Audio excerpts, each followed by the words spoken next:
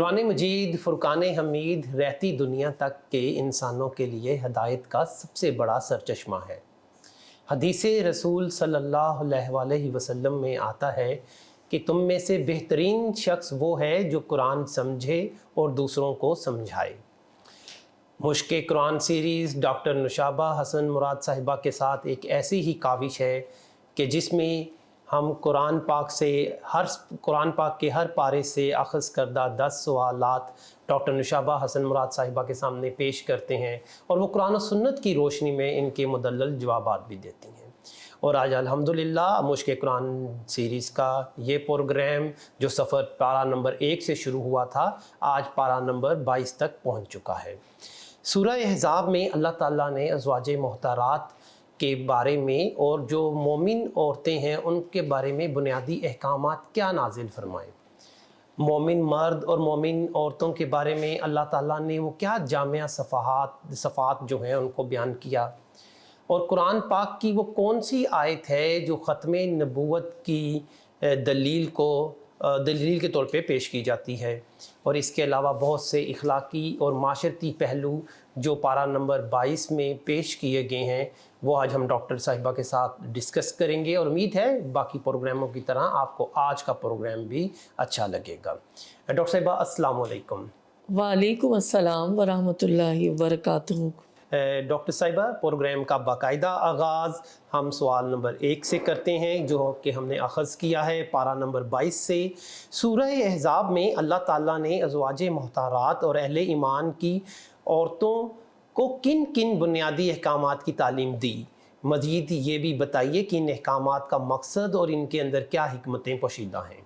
يا نساء النبي لستن كأحد من النساء إن اتقيتن فلا تخضعن بالقول فيطمع الذي في قلبه مرض وقلن قولا معروفا وقرن في بيوتكن ولا تبرجن تبرج الجاهلية الأولى وأقمن الصلاة وآتينا الزكاة وأطعن الله ورسوله إنما يريد الله ليذهب عنكم الرجس أهل البيت ويطهركم تطهيرا واذكرن ما يتلى في بيوتكن من آيات الله والحكمة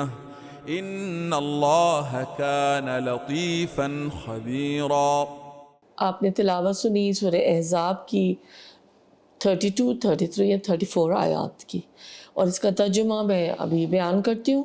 مخاطب کیا جا رہا ہے ازواج مطہرات کو، مخاطب کیا جا رہا ہے اہل ایمان کی عورتوں کو۔ یہ بات ہم لوگ ذہن میں رکھیں۔ اے نبی کی بیویوں، تم عام عورتوں کی طرح نہیں ہو، تم اللہ سے ڈرنے والی ہو تو دبی زبان سے بات نہ کیا کرو کہ دل کی خرابی کا مبتلا شخص لالچ میں پڑ جائے، بلکہ صاف سیدھی بات کرو، اپنے گھروں میں ٹک کر رہو اور سابق دور جاہلیت کسی سردج نہ دکھاتی پھرو، نماز قائم کرو، زکوٰۃ ادا کرو اور اللہ اور اس کے رسول صلی اللہ علیہ وآلہ وسلم کی اطاعت کرو۔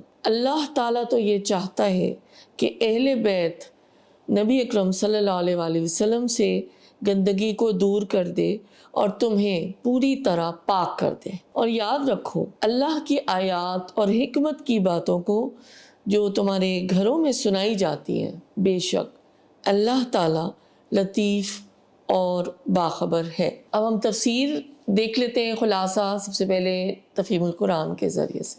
جو سب سے پہلا نقطہ ہے اور بنیادی بات ہے جو فوراً ہی سوچنے اور چونکا دینے کی، اور یہ اسلوب ہمیں قرآن کریم میں اکثر اوقات نظر آتا ہے۔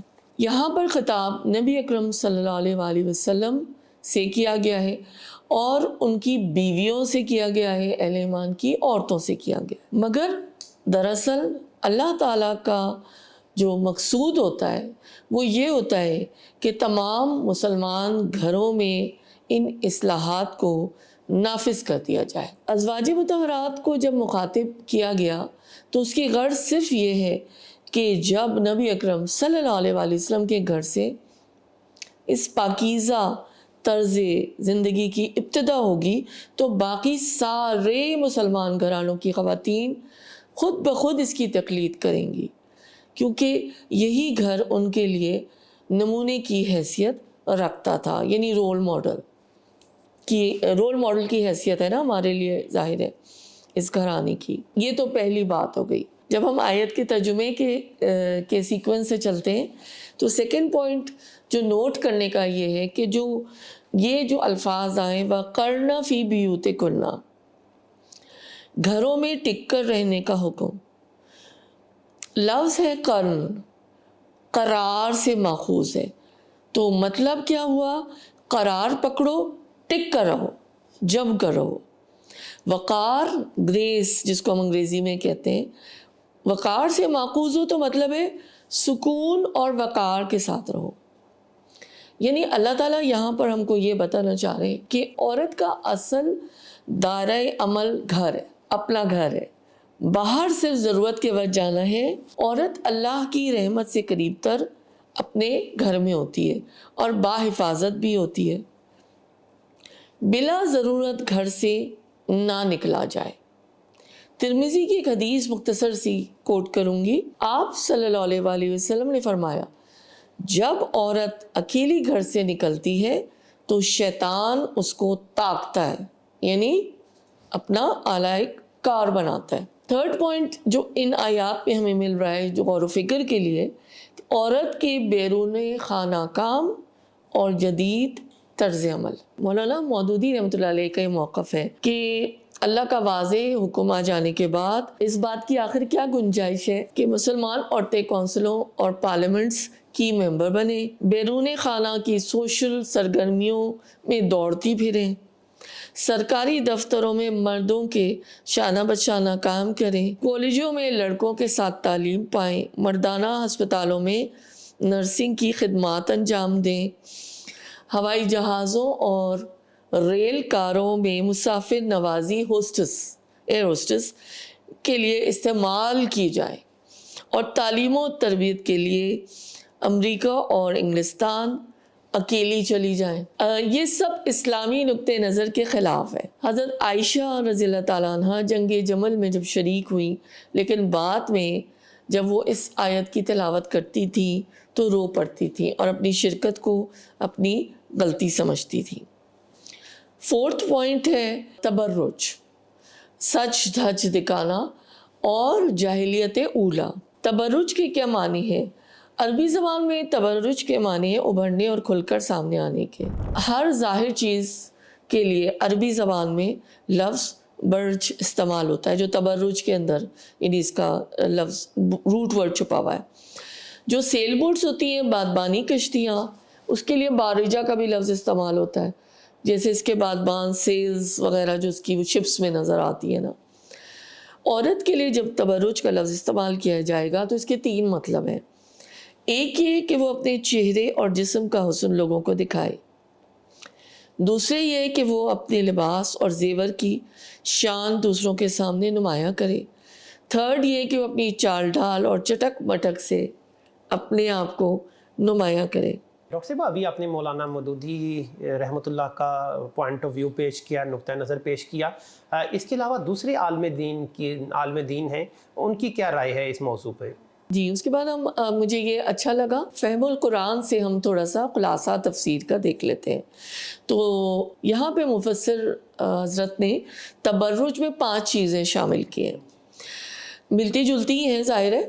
نمبر 1، اپنے جسم کے محاسن کی نمائش کرنا، 2، زیورات کی نمائش اور جھنکار، 3، پہنے ہوئے کپڑوں کی نمائش، 4، رفتار میں باک پن اور ناز و ادا، 5، ایسی خوشبو کا استعمال جو غیروں کو اپنی طرف متوجہ کرے۔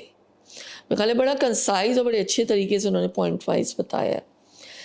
اسی طرح اور بھی مزید صحابہ ہیں، بہت سارا مٹیریل ہے میرے پاس، لیکن چونکہ وقت کم ہے اس کو میں اب مختصر اس کی طرف جاؤں گی۔ اب ہم بات کو سمیٹوں گی کہ کیسے یہ مولانا بتا رہے. جاہلیت میری اگلی ہیڈنگ یا نقطہ جو سمجھنے کا جو آیت میں آیا تھا. جاہلیت کیا ہے؟ قرآن میں مختلف مقامات پر جاہلیت کا مطلب غیر اسلامی رویہ ہے. میں سننے والوں سے درخواست کروں گی کہ اس کے اوپر توجہ دیں. جاہلیت اولا اسلام سے پہلے عرب اور دنیا میں جو برائیاں پھیلی ہوئی تھیں اس کو جاہلیت ہم کہیں گے. یعنی جاہلیت کیا ہے؟ اسلام کی ضد. مولانا مودودی کی مارکۃ العرب تصنیف جدید جاہلیت، یقیناً احمد صاحب آپ نے اس کا مطالعہ کیا ہوگا.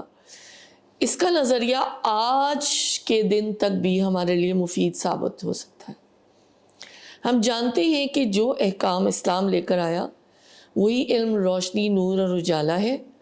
جاہلیت جو اسلام کی عین ضد ہے اس میں سوائے اندھیرے، ظلمت اور بربادی کے کچھ نہیں. عورت کو حکم ہے کہ اللہ تعالیٰ جس طرز عمل سے عورتوں کو روکنا چاہتا ہے وہ ان کا اپنے حسن کی نمائش کرتے ہوئے گھروں سے باہر نکلنا ہے. اور انہوں نے تقریباً ملتا جلتا ان کا موقف ہے فہم القرآن میں کہ گھروں میں ٹک کر رہو، تمہارا اصل کام گھر میں، یعنی تمہاری ذمہ داری گھر کو سنبھالنا، اولاد کی پرورش اور دیگر معاملات کو ادا کرنا ہے، نہ کہ تمہارا جو فوکس ہونا چاہیے وہ گھر سے باہر ہو. آگے وہ لکھتے ہیں کہ اگر باہر نکلنے کی ضرورت پیش آ جائے تو اس شان کے ساتھ نہ نکلو جس کے ساتھ سابق دور جاہلیت میں عورتیں نکلا کرتی تھیں. یا آج بھی ہم اس کو ابھی اپلائی ظاہر ہر آیت کو ہم کرنا چاہتے ہیں.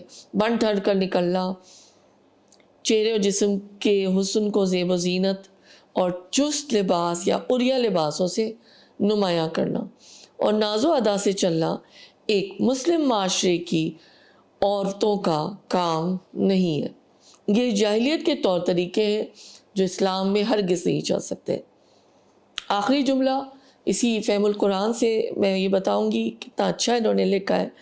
اب یہ بات ہر شخص خود دیکھ سکتا ہے کہ جو ثقافت، کلچر ہمارے ہاں رائج کی جا رہی ہے وہ قرآن کے روح سے اسلام کی ثقافت ہے یا جاہلیت کی ثقافت ہے. پانچواں نقطہ ہے اہل بیت کی تطہیر. یہاں اہل بیت سے مراد نبی اکرم صلی اللہ علیہ وسلم کی بیویاں ہیں.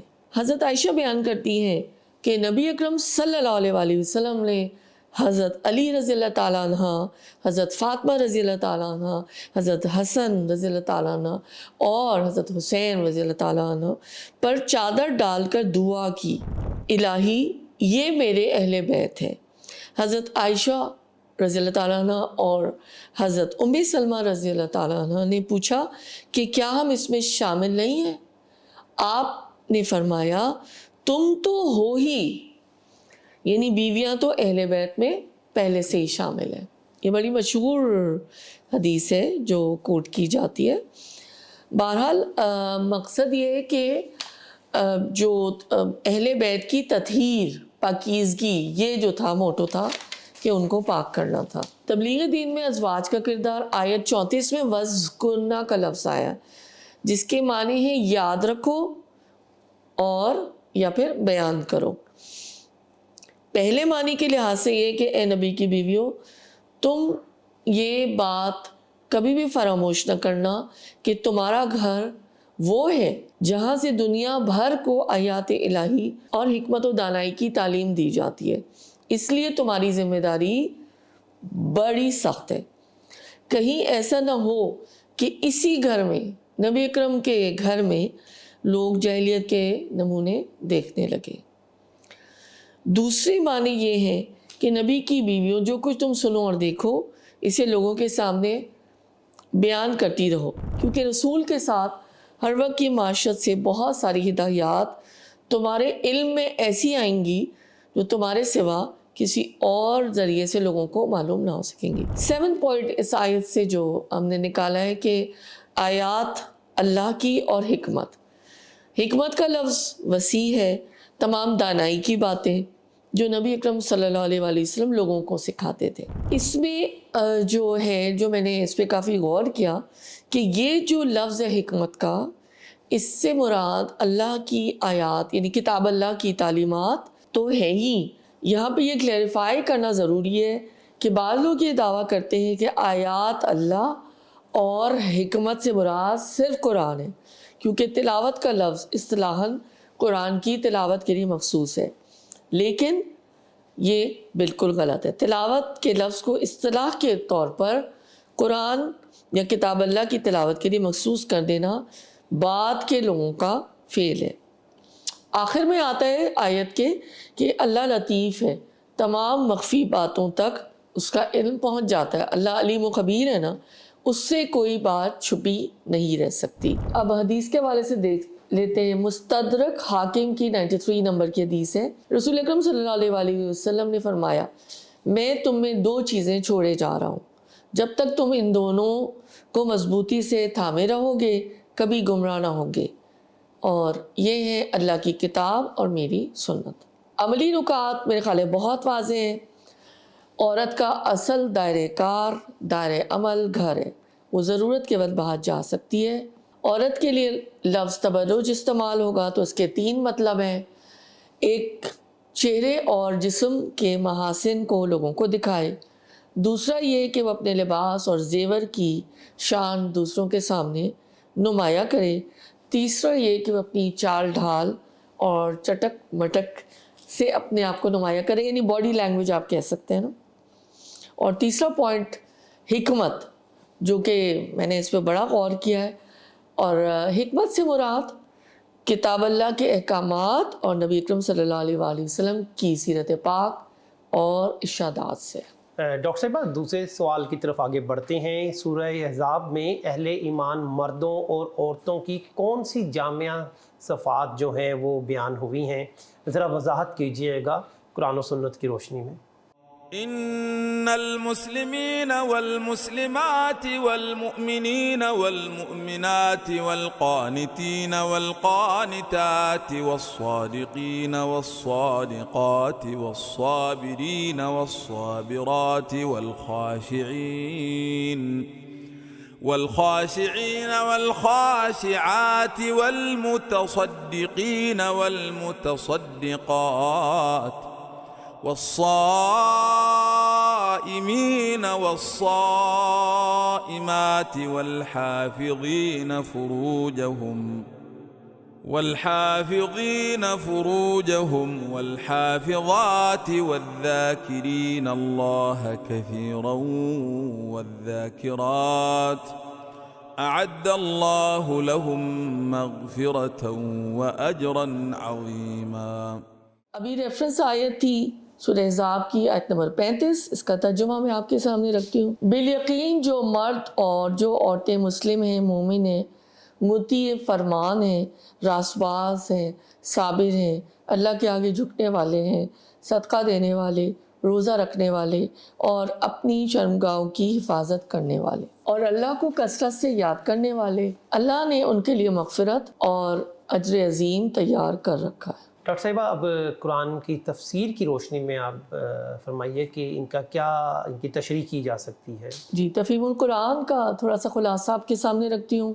ان آیات میں مضمون ہے اسلام کی 10 بنیادی اقدار۔ ان المسلمین والمسلمات، یعنی جن لوگوں نے اسلام کو اپنے لیے ضابطۂ حیات کی حیثیت سے قبول کر لیا اور یہ طے کر لیا ہے کہ اب وہ اسی کی پیروی میں زندگی بسر کریں گے۔ دوسرے الفاظ میں جن کے اندر اسلام کے دیے ہوئے طریقے فکر اور طرز زندگی کے خلاف کسی قسم کی مزاحمت باقی نہیں رہی، بلکہ وہ اس کی اطاعت اور اتباع کی راہ اختیار کر چکے ہیں۔ دوسری صفت والمؤمنین والمؤمنات، یعنی ایمان لانے والے ہوں سچے دل سے، اور مرد ہو اور عورتیں ہوں۔ تھرڈ ہے والقانتین والقانتات، عملاً اطاعت کرنے والے ہوں، اطاعت محض ظاہری نہ ہو بلکہ دل سے وہ اسلام ہی کی رہنمائی کو سچا اور حق مانتے ہوں۔ ان کا ایمان یہی ہے کہ فکر و عمل کا جو راستہ قرآن اور حضرت محمد صلی اللہ علیہ وآلہ وسلم دکھایا ہے وہی سیدھا اور صحیح راستہ ہے اور اسی کی پیروی میں ہماری فلاح ہے۔ میری بڑی پسندیدہ حدیث ہے، یہاں میں اس کو کوٹ کرتی چلوں گی۔ نبی اکرم صلی اللہ علیہ وآلہ وسلم نے ایمان کی صحیح کیفیت کو یوں بیان فرمایا: جو شخص ایمان کا لذت شناس ہو گیا اور راضی ہوا اس بات پر کہ اللہ ہی اس کا رب ہے اور اسلام ہی اس کا دین ہے اور محمد صلی اللہ علیہ وآلہ وسلم ہی اس کے رسول ہیں۔ تو یہی صحیح ایمان کی لذت شناسی اور کیفیت ہے کہ اس میں کوئی قیل و قال، کوئی حجت اور اس طرح کی چیز نہ ہونا۔ چوتھی ہے والصادقین والصادقات، یعنی اپنی گفتار میں بھی وہ لوگ سچے ہوں، اپنے معاملات میں بھی کھرے ہوں، جھوٹ، فریب، دھوکہ دہی، دغا بازی، بدنیتی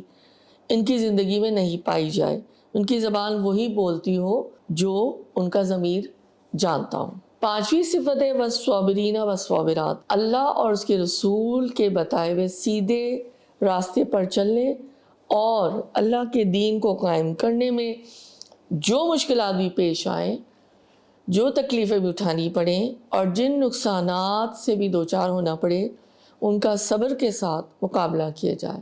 کوئی خوف، کوئی لالچ اور خواہشات نفس کا کوئی تقاضا ان کو سیدھی راہ سے ہٹا دینے میں کامیاب نہیں ہوتا۔ چھٹی ہے والخاشعین والخاشعات، یہ مومن مرد اور مومن عورتیں وہ اس حقیقت کا پورا شعور اور احساس رکھتے ہو کہ ہم اللہ کے بندے ہیں اور بندگی سے بالاتر ہماری کوئی حیثیت نہیں ہے۔ ان پر خدا کا خوف، اللہ کا خوف طاری رہتا ہے، غالب رہتا ہے۔ یہاں پر خاص طور سے خشوع کا جو لفظ آیا ہے، اس سے مراد نماز بھی ہے، کیونکہ اس کے بعد ہی فوراً صدقات اور روزے کا ذکر آئے گا۔ والمتصدقین والمتصدقات، اس سے مراد صرف فرض زکوٰۃ ادا کرنا ہی نہیں بلکہ عام خیرات بھی ہے، یعنی نفل جو ہوتے ہیں نا صدقات۔ مراد یہ ہے کہ وہ اللہ کی راہ میں کھلے دل سے اپنا مال صرف کرتے ہیں۔ کوئی غریب اور محتاج ان کی بستیوں میں دستگیری سے محروم نہیں رہتا۔ وہ اللہ کے دین کو بھی سربلند کرنے کے لیے اپنا مال لٹا دینے میں کبھی بھی بخل سے کام نہیں لیتے۔ آٹھویں صفت ہے والصائمین والصائمات، اور روزہ رکھنے والے مرد اور روزہ رکھنے والی عورتیں۔ اس میں فرض اور نفل دونوں قسم کے روزے شامل ہیں۔ نائنتھ صفت ہے والحافظین فروجہم والحافظات، اس میں دو مفہوم شامل ہیں، ایک یہ کہ وہ زنا سے پرہیز کرتے ہیں، دوسرے یہ کہ وہ برہنگی اور عریانی سے اجتناب کرتے ہیں۔ اس کے ساتھ یہ بھی سمجھ لینا چاہیے کہ عریانی صرف اس چیز کا نام نہیں کہ آدمی بالکل بے لباس ہو جائے، بلکہ ایسا لباس جو کہ اتنا باریک ہو جس میں سے جسم جھلکتا ہو، یا اتنا چست ہو کہ جسم کی ساخت اور اس کے نشیب و فراز سب اس میں نمایاں نظر آتے ہو۔ میرے خیال ہے اتنی واضح ہدایات ہیں، اور اس میں کوئی ایسی بات نہیں جو نہیں سمجھ میں آنے والی ہو۔ 10ویں صفت ہے والذاکرین والذاکرات، میں یہ دو ٹرمز یوز کر رہی ہوں۔ اللہ کا کثرت سے ذکر کرنے والے، اللہ کو یاد کرنے والے، ان کی زبانوں پر ہر وقت زندگی کے ہر معاملے میں کسی نہ کسی طرح اللہ کا نام آتا رہے، یہ وہ عبادت ہے جو ہر وقت جاری رہتی ہے۔ یعنی کہ انسان کی زندگی کا، اس کی ہر سانس، اس کا مستقل رشتہ جو ہے وہ اللہ تعالیٰ اور اس کی بندگی کے ساتھ جڑا ہوا رہتا ہے۔ اس میں یہ مثال دے سکتی ہوں کہ جو لوگ جیسے الحمدللہ کی عادت بنا لیں، یا ماشاءاللہ، انشاءاللہ، شعوری طور پہ اگر وہی سوچیں تو واقعی وہ بھی ایک اللہ کو یاد کرنے کی ایک مستقل شکل ہوتی ہے۔ ان آیات میں جو یہ 10 صفات بتائی گئی مرد اور عورتوں کے لیے، ان میں ویلیو سسٹم کے لحاظ سے، قدروں کے لحاظ سے کوئی فرق نہیں ہے۔ عمل کے لحاظ سے تو بلا شبہ دونوں صنفوں، دونوں جینڈرز کا دائرۂ کار الگ ہے۔ مردوں کو زندگی کے کچھ شعبوں میں کام کرنا ہے اور عورتوں کو کچھ شعبوں میں۔ اگر یہ اوصاف دونوں جینڈرز میں یکساں موجود ہو تو اللہ تعالیٰ کے ہاں دونوں کا مرتبہ یکساں اور برابر ہوگا، اجر بھی برابر ہوگا۔ اس لحاظ سے ان کے مرتبے اور اجر میں کوئی فرق نہیں پڑے گا۔ حدیث کے حوالے سے دیکھ لیتے ہیں۔ حضرت سہل بن سعد رضی اللہ تعالیٰ عنہ نے نبی کریم صلی اللہ علیہ وآلہ وسلم سے بیان کیا کہ آپ نے فرمایا، جو شخص مجھے اپنی زبان اور شرمگاہ کی ضمانت دے، میں اسے جنت کی ضمانت دیتا ہوں۔ عملی نکات ریفلیکشنز دیکھ لیتے ہیں۔ پہلا نکتہ یہ کہ ایمان کا تعلق صرف دل سے نہیں بلکہ عمل سے بھی ہے۔ مرد اور عورت دونوں کے لیے برابر کا معیار ہے۔ مرد اور عورت کے درمیان کوئی فرق نہیں ہے، اس لحاظ سے ان کے مرتبے اور اجر میں کوئی فرق نہیں پڑے گا۔ 2، اللہ تعالیٰ کے ہاں جنس یعنی جینڈر کی نہیں بلکہ تقوی کی اہمیت ہے۔ مرد اور عورت کو اس لحاظ سے ایک ہی پیمانے پر رکھا گیا ہے۔ یاد رکھنے سے مراد یہ ہے کہ وہ کوئی کام کریں تو انہیں ہر وقت دل میں اللہ کا خوف رہتا ہو، جو انہیں اللہ کی نافرمانی کا مرتکب نہ کر لے۔ ڈاکٹر صاحبہ، پروگرام کا سلسلہ آگے بڑھاتے ہوئے سوال نمبر 3 ہے کہ جب اللہ اور اس کے رسول صلی اللہ علیہ وآلہ وسلم کسی معاملے کا حکم دے دیں یا فیصلہ کر دیں تو پھر مومن مرد اور عورت کا کیا طرز عمل ہونا چاہیے؟ قرآن و سنت کی روشنی میں اس کی وضاحت فرما دیجیے۔ وما كان لمؤمن ولا مؤمنة إذا قضى الله ورسوله أمرا أن تكون لهم الخيرة من أمرهم ومن يعص الله ورسوله فقد ضل ضلالا مبينا۔ بسم اللہ الرحمن الرحیم۔ ریفرنس آیت سورہ احزاب کی 36 اور اس کا ترجمہ میں آپ کے سامنے رکھتی ہوں۔ کسی مومن مرد اور کسی مومن عورت کو یہ حق نہیں ہے کہ جب اللہ اور اس کا رسول کسی معاملے کا فیصلہ کر دے تو پھر اسے اپنے اس معاملے میں خود فیصلہ کرنے کا اختیار حاصل رہے، اور جو کوئی اللہ اور اس کے رسول صلی اللہ علیہ وسلم کی نافرمانی کرے گا تو وہ سری گمراہی میں پڑ گیا۔ تفسیر مختصراً دیکھتے ہیں تفہیم القرآن سے۔ مضمون یہاں پر بیسیکلی ہے اللہ اور اس کے حکم کے سامنے سر تسلیم خم کرنا۔ شان نزول میں یہ بتایا جاتا ہے کہ جب نبی اکرم صلی اللہ علیہ وآلہ وسلم نے حضرت زید کے لیے حضرت زینب رضی اللہ تعالیٰ عنہ کا پیغام دیا تو حضرت زینب نے اور ان کے رشتہ داروں نے بھی اسے فوراً نامنظور کر دیا۔ ابن عباس کی بھی روایت ہے کہ جب حضور اکرم صلی اللہ علیہ وآلہ وسلم نے یہ پیغام دیا تو حضرت زینب رضی اللہ تعالیٰ عنہ نے کہا میں زید سے نسب میں بہتر ہوں۔ ابن سعد کا بھی بیان ہے کہ انہوں نے جواب میں یہ کہا کہ میں اس کو اپنے لیے پسند نہیں کرتی، میں قریش کی شریف زادی ہوں۔ بلکہ انہوں نے اظہار ناراضگی بھی کیا، اور اسی طرح کا اظہار ان کے بھائی حضرت عبداللہ بن جہش نے بھی کیا، اور انہوں نے بھی یہی بات کو انڈوز کیا کہ ایسا نہیں ہو سکتا۔ لیکن اس وقت ہم پہلے بھی پاروں میں اور یہ بات جان چکے ہیں، سمجھ چکے ہیں کہ چونکہ نبی اکرم صلی اللہ علیہ وسلم کے دور میں اس روایت کو ختم بھی کرنا تھا، اس رواج کو ختم بھی کرنا تھا، اس لیے اللہ تعالیٰ کی مشیت تھی کہ نبی اکرم صلی اللہ علیہ وآلہ وسلم اس کو رائج کر کے دکھائے۔ نبی اکرم صلی اللہ علیہ وسلم کا حکم تھا اصل میں، اس لیے حضرت زینب بھی انکار نہیں کر سکی اور انہوں نے یہ نکاح اس وقت تو کر لیا۔ ایک اور بات کہ یہ آیت اگرچہ خاص موقع پر نازل ہوئی، مگر جو حکم اس میں بیان کیا گیا ہے وہ اسلامی آئین کا اصل اصول ہے، اور اس کا اطلاق پورے اسلامی نظام زندگی پر بھی ہوتا ہے۔ اس کی روح سے کسی مسلمان فرد یا قوم یا ادارے یا عدالت یا پارلیمنٹ یا ریاست اسٹیٹ کو یہ حق ہرگز نہیں پہنچتا جس معاملے میں اللہ اور اس کے رسول کی طرف سے کوئی حکم آ جائے تو وہ اس میں اپنی خود مختاری یا آزادی رائے کا استعمال کرے۔ اور یہی ہمارا سوال تھا جس کا جواب ادھر آ گیا۔ مسلمان ہونے کے دراصل معنی یہ ہے کہ اللہ اور رسول کے آگے اپنے آزادانہ اختیار سے دستبردار ہوا جائے۔ کسی شخص یا قوم کا مسلمان ہونا اور اپنے لیے اس اختیار کو محفوظ بھی رکھنا دونوں ایک دوسرے کی نفی کرتے ہیں۔ جسے نہ جھکنا ہو اس کو سیدھی طرح ماننا پڑے گا کہ وہ مسلمان نہیں ہے، نہ مانے گا تو چاہے وہ اپنے مسلمان ہونے کا کتنا ہی ڈھول پیٹے، اللہ اور خلق دونوں کی نگاہ میں وہ منافق ہی قرار پائے گا۔ یعنی یہ نہ ہونا کہ ہم سورہ بقرہ میں جیسے اللہ تعالیٰ نے ہمیں یہ بتایا نا اور بیان کیا گیا کہ کچھ لوگ ایسے ہیں جو کچھ چیزوں کو تو مان لیتے ہی مان لے آتے ہیں اور کچھ چیزوں کو نہیں مانتے ہی مان نہیں لاتے۔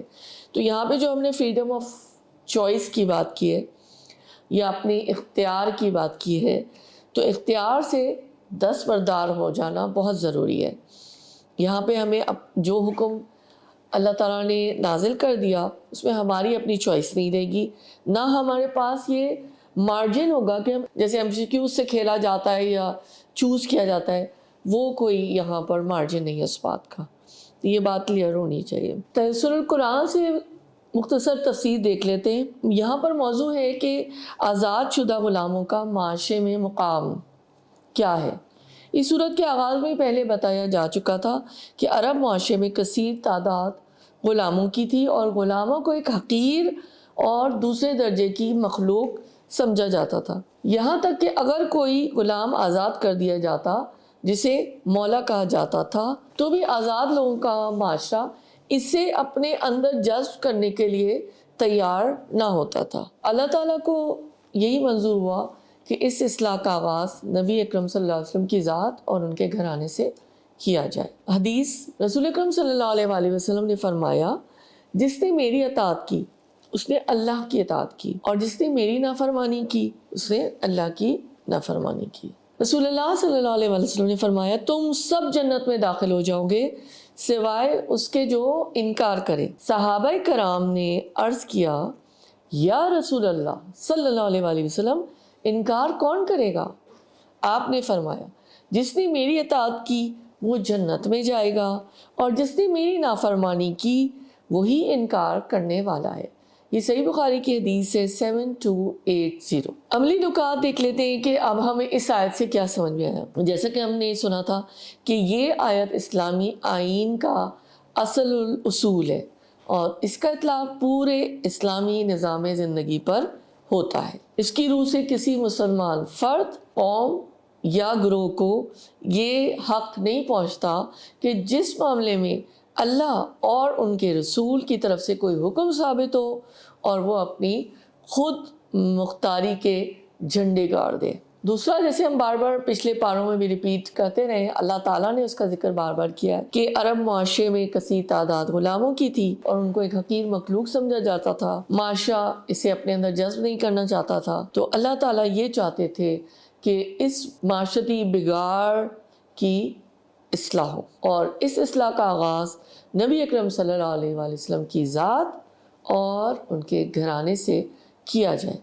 تو یہ ہمارے کچھ عملی نکات تھے اس سوال کے جواب کے حوالے سے۔ ڈاکٹر صاحبہ، سوال نمبر 4، سورہ احزاب کی کون سی آیت جو ہے وہ ختم نبوت کی مہر لگاتی ہے؟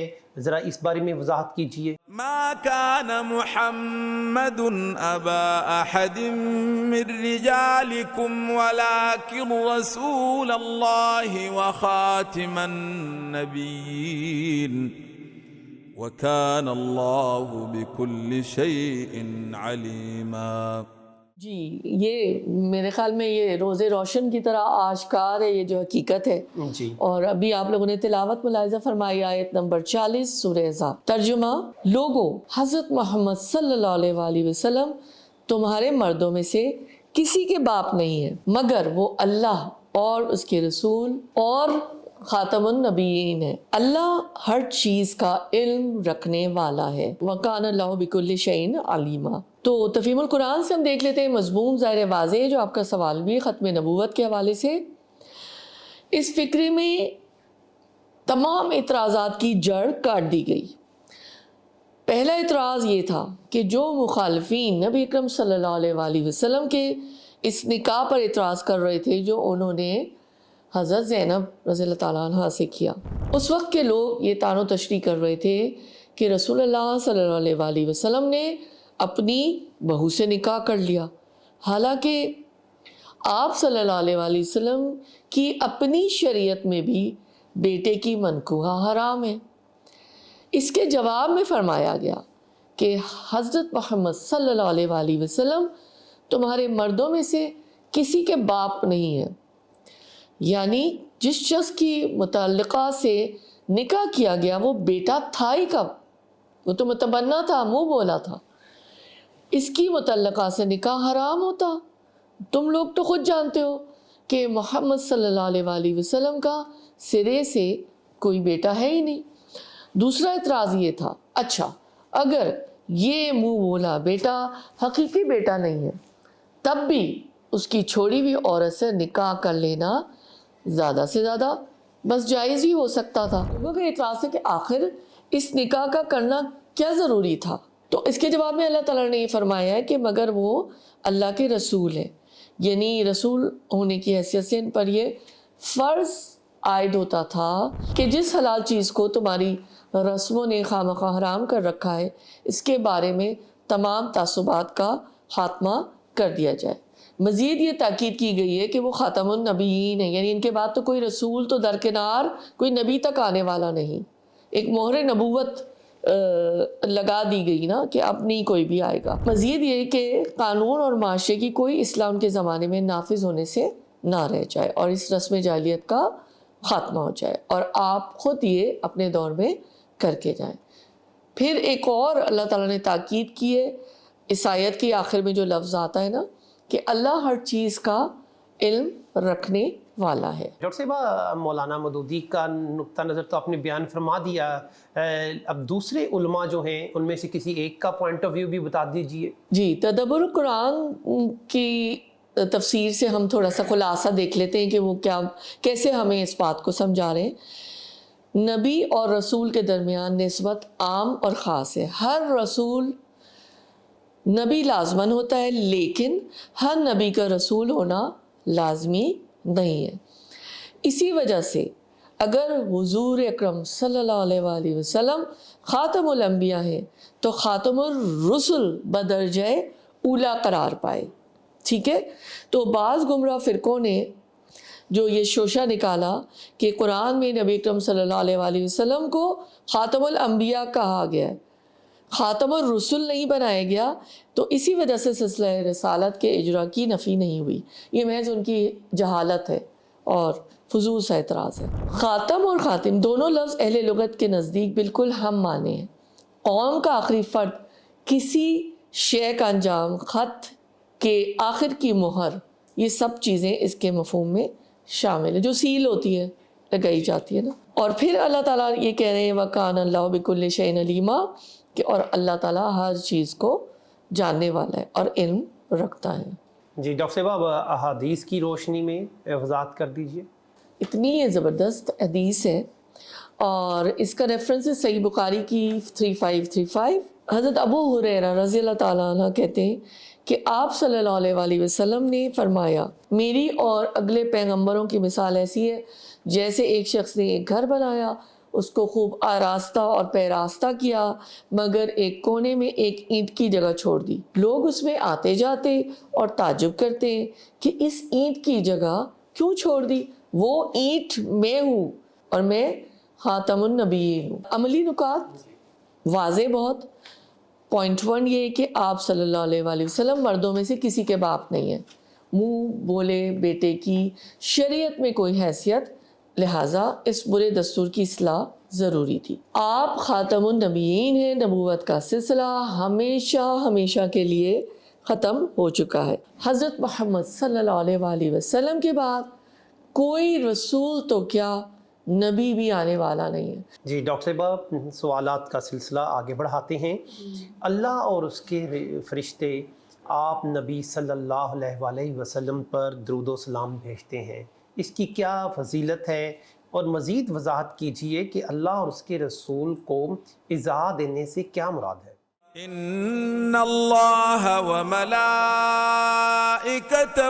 یصلون علی النبی یا ایہا الذین آمنوا صلوا علیہ وسلموا تسلیما ان الذین یؤذون اللہ ورسولہ لعنہم اللہ فی الدنیا والآخرہ وأعد لهم عذابا مهينا. ریفرنس آیت کا سورہ احزاب کا ہے 56-57. اللہ اور اس کے ملائکہ نبی اکرم صلی اللہ علیہ وآلہ وسلم پر درود بھیجتے ہیں. اے لوگو جو ایمان لائے ہو تم بھی ان پر درود و سلام بھیجو. جو لوگ اللہ اور اس کے رسول کو اذیت دیتے ہیں ان پر دنیا اور آخرت میں اللہ نے لعنت فرمائی ہے اور ان کے لیے رسوا کن عذاب مہیا کر دیا. تفسیر تفہیم القرآن. مضمون ہے رسول اللہ صلی اللہ علیہ وآلہ وسلم پر درود و سلام کی فضیلت، جو آپ نے پہلا سوال کیا، پہلا حصہ جو آپ کے سوال کا ہے. اللہ کی طرف سے نبی اکرم صلی اللہ علیہ وآلہ وسلم پر صلات بھیجنے کا مطلب یہ ہے کہ وہ آپ پر بے حد مہربان ہے.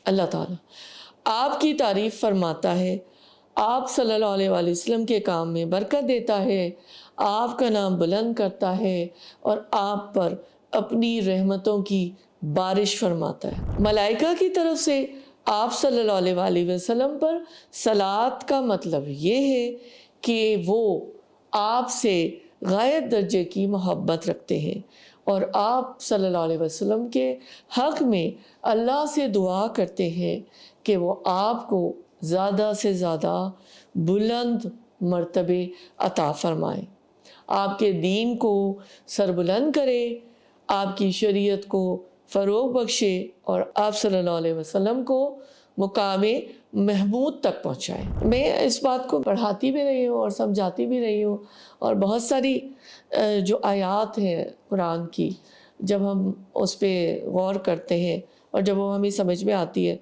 جب وہ ہمیں ان کی جو وسعت ہے، گہرائی وہ سمجھ میں آتی ہے تو ذہن حیران رہ جاتا ہے.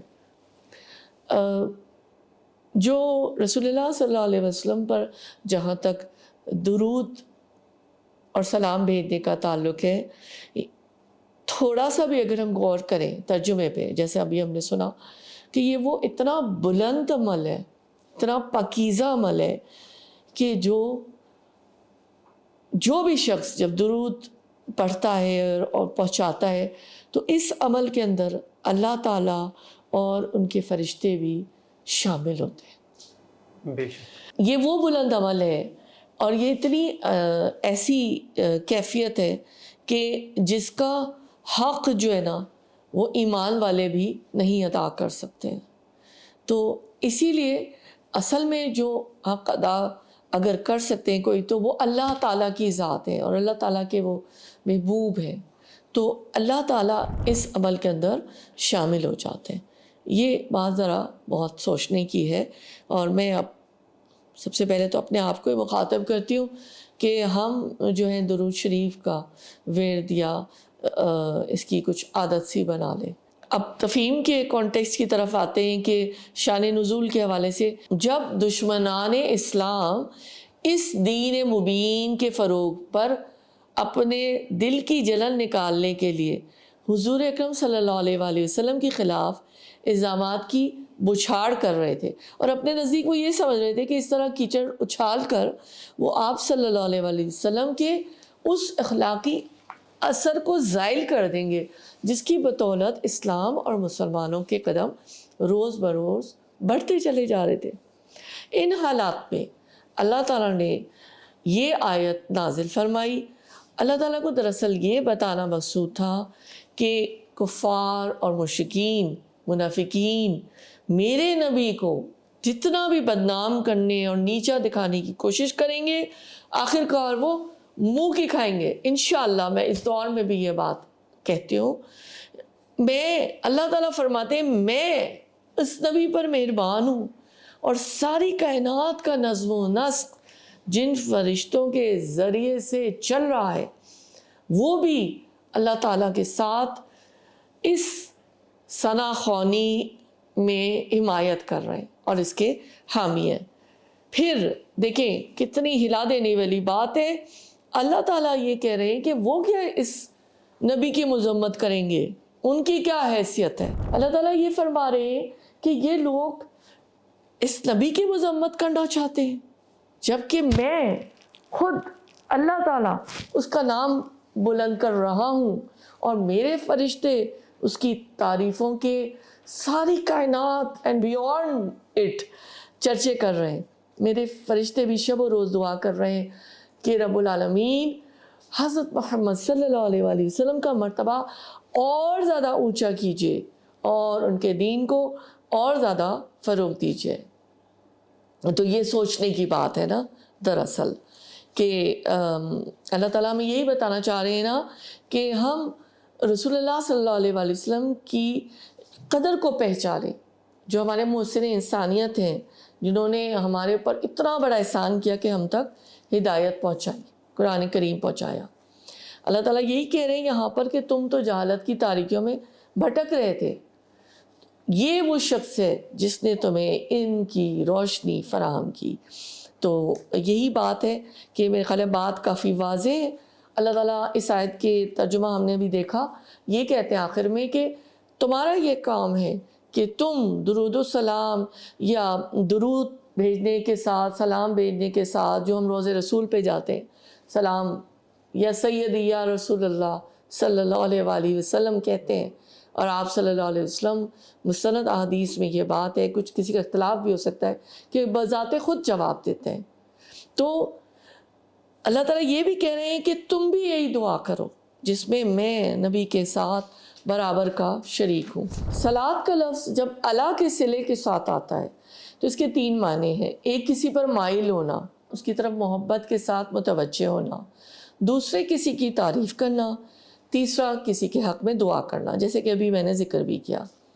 تو صلو علیہ کا جو لفظ ہے اس کا حکم دینے کا مطلب یہی ہے، اہل ایمان کو یہ حکم دیا جا رہا ہے کہ تم صلو علیہ جب کہتے ہو تو تم نبی کے گرویدہ ہو جاؤ اور ان کی مدح سرائی کرو، ان کے لیے دعا کرو.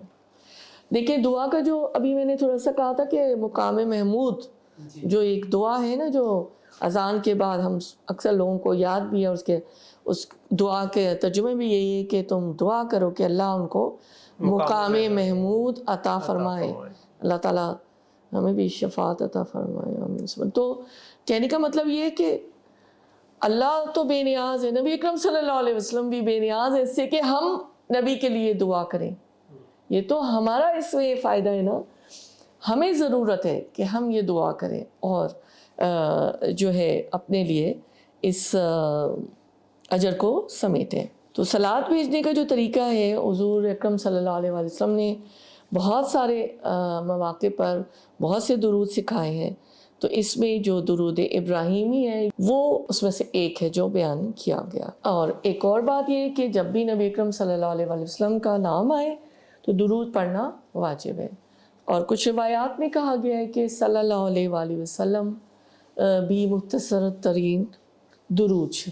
ایذا کی صورتیں کون سی ہیں؟ ایک تو پہلی صورت تو یہی ہے کہ شراکت داری کی جائے، کہ اللہ کی ذات کے اندر شریک بنایا جائے، اور یہ کہا جائے کہ اللہ کی کوئی اولاد ہے. دوسری صورت یہی ہے کہ اللہ اور اس کے رسول کو دکھ پہنچایا نہ جائے، وہی اذیت ہے. اور تیسری صورت یہ ہے کہ اطاعت نہ کی جائے اور نافرمانی کا راستہ اپنایا جائے. فی الحقیقت یہی بات ہے دراصل نا، کہ اللہ کے رسول کی نافرمانی فی الحقیقت اللہ کی نافرمانی ہے، اور یہی اللہ کے رسول کو ستانا اور اذیت دینا اور دکھ پہنچانا ہے.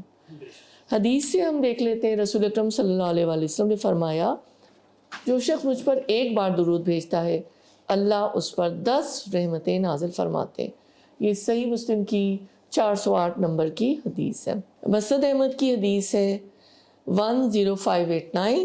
رسول اللہ صلی اللہ علیہ وآلہ وسلم نے فرمایا جو شخص مجھ پر درود بھیجتا ہے فرشتے اس پر درود بھیجتے رہتے ہیں جب تک کہ وہ درود بھیجتا رہے.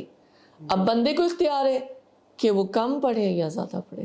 جی ڈاکٹر صاحبہ، اب ان تمام جو آپ نے بیان کیا تفاسیر کی روشنی میں، احادیث کی روشنی میں، اب اس کی عملی نکات بھی بیان کر دیجئے کہ اسے زندگی پہ ہم زندگی میں کس طرح عمل پیرا ہو سکتے. جی بالکل، ہم نے جو ابھی ساری محنت کی، سنا، پڑھا، سمجھنے کی کوشش کی، تفکر، تدبر، تو ریپیٹ کر دیتی ہوں شارٹ میں. جی پہلا نقطہ تو یہ کہ رسول اللہ صلی اللہ علیہ وآلہ وسلم پر درود شریف پڑھنا ایک انتہائی بلند اور پاکیزہ عمل ہے جس میں اہل ایمان کے ساتھ ساتھ اللہ تعالیٰ اور ان کے فرشتے بھی شامل ہوتے ہیں۔ آگے دوسرا پوائنٹ کہ درود شریف بھیجنے کی فضیلت بھی ہم نے اس کے احادیث کے ذریعے سے سمجھی، اور ایک اور پوائنٹ جو بہت اہم ہے کہ در حقیقت رسول کی اطاعت اللہ کی اطاعت ہے، اسی طرح رسول کی نافرمانی اللہ تعالیٰ کی نافرمانی، اور یہی جو کیفیت ہے یہ اللہ کے رسول کو ایذا دینا، تکلیف دینا یا ستانے کے مانند ہے، کیونکہ رسول اکرم صلی اللہ علیہ وسلم کا تو مشن ہی یہی تھا نا کہ وہ امت کے نفوس کا تزکیہ کر دیں۔ ناظرین اکرام، ابھی تک ہم نے مشق قرآن سیریز کے پارہ نمبر 22 سے 5 سوالات ڈاکٹر صاحبہ کے سامنے پیش کیے۔ اگر ان کا خلاصہ بیان کیا جائے تو اس میں ہم نے جانا کہ ختم نبوت کے بارے میں قرآن پاک کیا دلیل جو ہے پیش کرتا ہے، اور اس کے علاوہ ہم نے یہ بھی جانا کہ جو مومن مرد ہیں اور مومن خواتین ہیں ان کے اندر کن صفات کا ہونا بے حد ضروری ہے، اور اللہ تعالیٰ نے ازواج مطہرات اور اہل ایمان کی عورتوں کو کن کن بنیادی احکامات کی تعلیم دی، اور اللہ کے رسول جس کام سے ہمیں منع کریں اور جس چیز کا ہمیں حکم دیں وہ تمام مسلمان اور مومنین پہ فرض ہے کہ ان پر عمل پیرا ہوں۔ اس کے علاوہ ہم نے سب سے اہم بات جانی کہ جب بھی ذکر ہو، جب بھی تذکرہ ہو محمد عربی صلی اللہ علیہ وسلم کا، تو ان پہ درود و سلام بھیجنا سب سے اہم چیز ہے اس دنیا کی، کیونکہ یہ وہ عمل ہے جو اللہ اور اس کے فرشتے بھی ادا کرتے ہیں۔